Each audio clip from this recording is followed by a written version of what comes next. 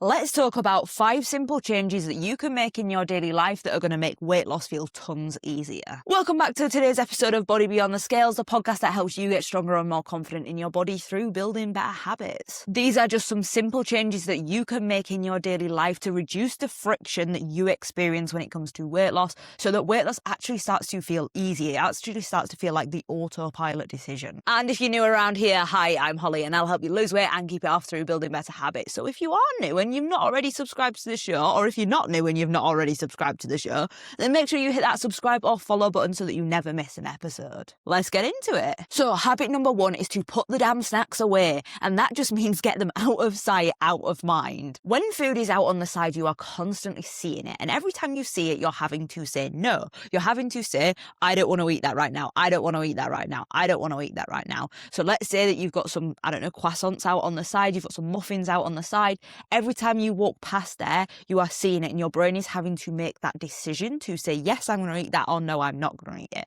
If it was out of sight and it was away in a cupboard, your brain's not having to make that decision every time that you walk past. People often say some people just have more willpower than others. And I think whilst willpower is a conversation for another day, one thing that people who seem to have more willpower have, they are just generally not asking themselves the question as often of, am I going to eat that? Because the food isn't out on the side. So make it easy for yourself by putting the stuff away and getting it out of sight, out of mind. Habit number 2 is to set timers. Now, if you've ever heard of Parkinson's law, this is the idea that you will fill the amount of time that you have. Say, for example, you are going to clean the house. That might take you 3 hours, it might take you 5 hours, it might take you a week. But depending on how much time that you allocate to clean the house, that's how long it will take. I got a really good example of this the other day. I set a timer for 45 minutes and I was like, right, I'm going to clean all 3 bathrooms that we have in our house. And I knew that if I set the timer for 45 minutes, I'd do it in 45 minutes. If I set the timer for an hour, it would take me an hour. So I was like, what's the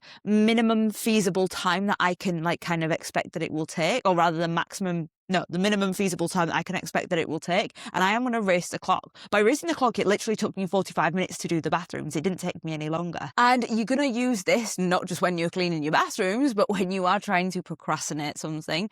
Give yourself a time frame that you are going to complete it in. There's a really, I forgot the name of the person it is, but there's a really good account on TikTok, and she says, how long does it actually take? And she shares the things that she has been procrastinating for a long time and how long it actually took. And you can bet if she put a timer on by putting a timer on for that, she is seeing how long she can actually do it and how long it actually takes. So it just makes it it creates that Parkinson's law, and it creates those boundaries for you and makes it easier for you to actually complete. Now, you can do this for things that you are using to procrastinate your health habits. So say, for example, I can't go to the gym because the house needs tidying. Or I can't go to the gym, I can't go to the supermarket yet because to go buy some nutritious food because I need to clean the bathrooms or whatever.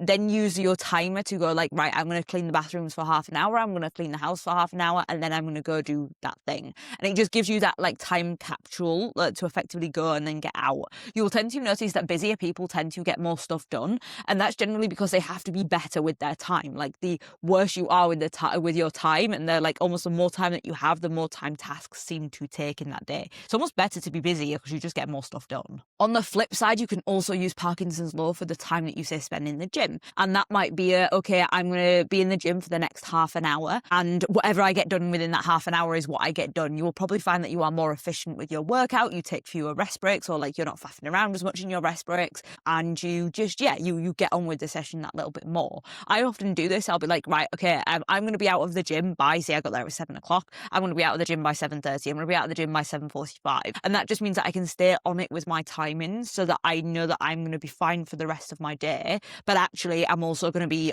on top of my gym session and I'm not going to be faffing around. Habit number 3 is making what you want to do more obvious. If you want to drink more water, you want to make sure that you're leaving bottles out everywhere, or leaving drinking receptacles out everywhere so that you actually remember to drink.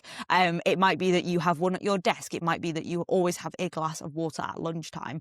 It might be that you have one by your bed, and it's just so that you can see it everywhere so that you remember to do it. Alternatively, if you want want to do something, say like reading more, I always have a book by my bed and I have a book downstairs. So I will have 2 times of the day that I will read, first thing on a morning usually, and then just before I go to bed. If I'm reading 2 books at once, which I often am, I'm often reading a fiction and a non-fiction, I'll have like my fiction one next to the bed and my non-fiction is what I read on a morning. So you can always have these things and split them out across like different spaces, but make it super obvious like what you're doing. If I'm in bed, I'm far less likely to sit and scroll because my book's next to me. So like if I am going to like bed, I'll just sit and read a couple of pages of my fiction book. And if you want to do something like eat more fruit, for example, it might be a case of having your fruit bowl out in the center of your living room.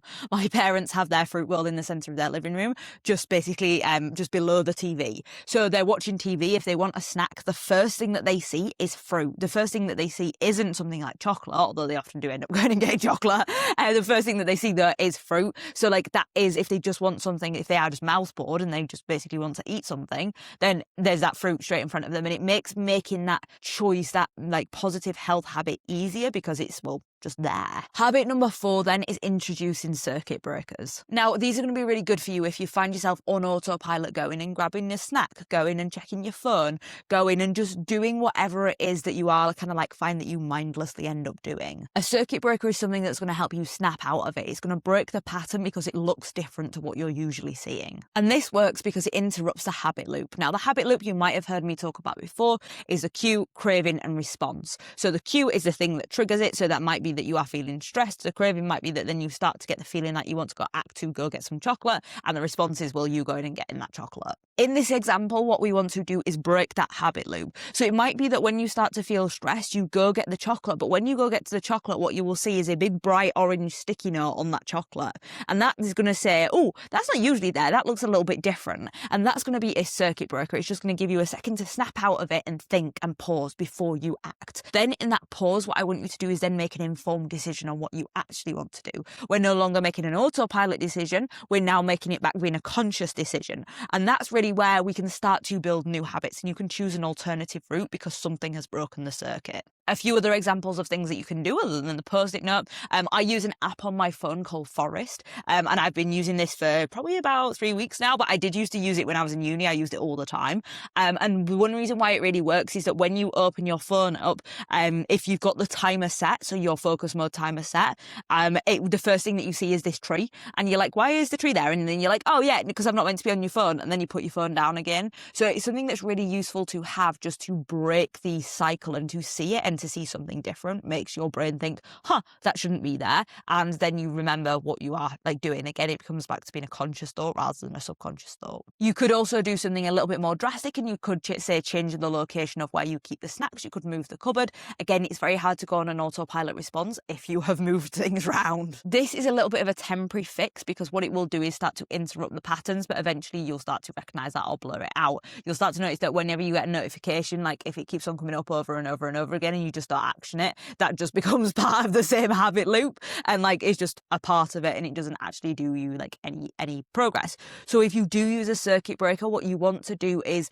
make sure that you take action the very first time that you like see it, and you do something different and you practice that different habit. Is it going to be easy? No, it's going to feel a little bit weird because you're doing something different. However, it's going to be a more productive habit that you replace it with, or it should be a more productive habit that you replace it with, and therefore it will be useful in the long term. And the more times that you have practiced that habit, the more that you can practice those like really reinforce that neuroplasticity, the better it will feel for you. And finally, habit number 5 is in your environment, have one purpose with one space. Or rather, one space has one purpose. Now, if you're someone who works from home, especially if you don't have a very large space that you work in, you might have your dining room table as the place that you eat, but also as the place where you work. You might work from your bed. It's really important that you have one space with one purpose, because this trains your brain of what to do in that space. This means that you shouldn't be confusing yourself with what you do in each space. Say, for example, you shouldn't really be eating in bed because bed is where we sleep. You shouldn't be working in bed because bed is where we sleep.